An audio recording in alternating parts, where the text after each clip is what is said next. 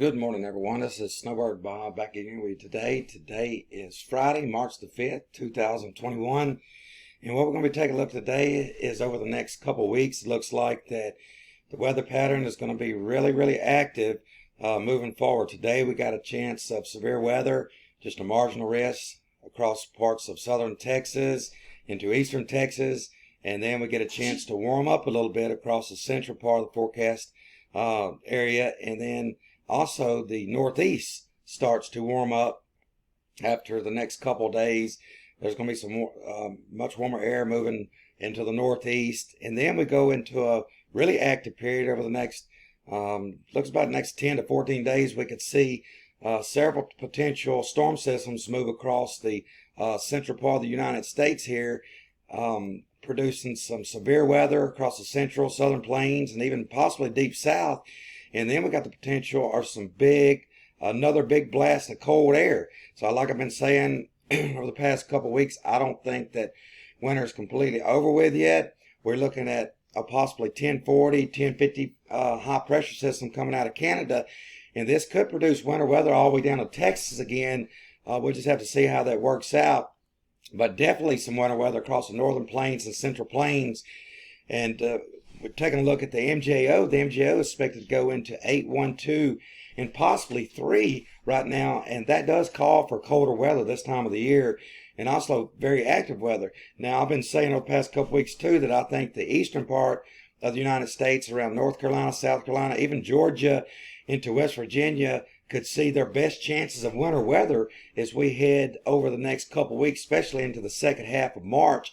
And I think the Northeast is going to be in for some more winter weather and cold weather too, especially when we get into that third and fourth week of March. What we're going to take a look at here is this is the 12Z GFS parallel. It's the GFS V16 model.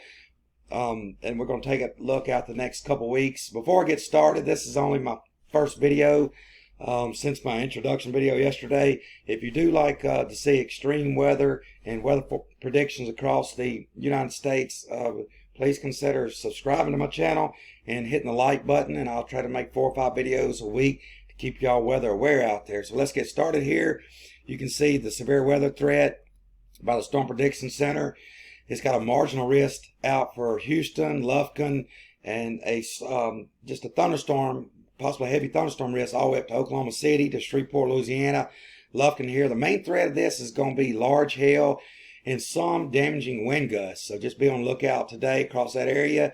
Then let's go ahead and start taking it out here over the next few days. It looks like that we kind of, the country kind of settles down. Then we got our first big storm system moving across the northern plains as we get into the middle of next week.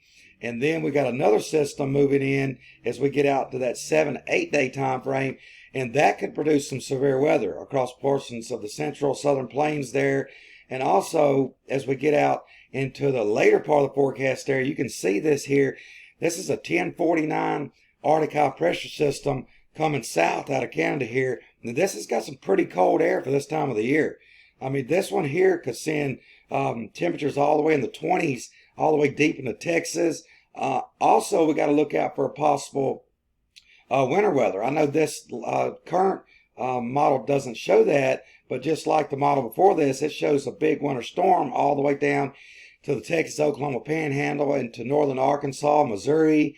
We take it out a little further here. You can see this goes up into the Ohio Valley here and eventually into the northeast. And then we look at this, another 1052 Arctic high way down out there. I know this is way down into March 21st time frame, March 16th to 21st time frame, but this is something that we can't rule out. We'll take a look at the total snowfall chair accumulations. This is for the whole, takes out the whole 16, and you can see the overall idea. It's got some, producing some big snows all the way down into northern Texas, Oklahoma, northern Arkansas, into Missouri, Kansas, up into Illinois, across Michigan, into the Great Lakes here, into the Appalachians, and a lot of snowfall for the Rockies out here. So the skiing and everything should be absolutely wonderful this time of the year out there. And let's take a look at some of these temperatures. We're going to take a look at the wind chills. I mean, the wind chill values for this time of the year is take it out way out there. You can see when that front comes in.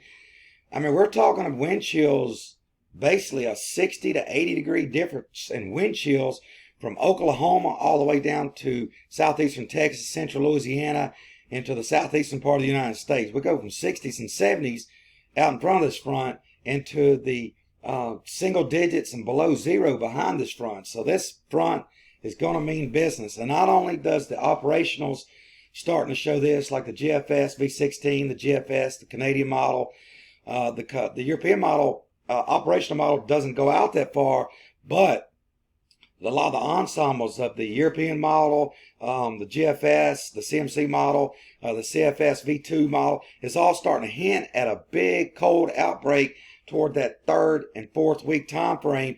And this could be one last shot, especially for the southern United States, to see some potential freezing temperatures, winter weather, and then, of course, to the eastern part of the United States. I don't think the eastern part, like South Carolina, North Carolina, Virginia, and even in the Northeast, up toward New England, I don't think that area is done seeing its last snowfall either. So anyway, I'm going to wrap it up here today. I appreciate y'all tuning in, everybody.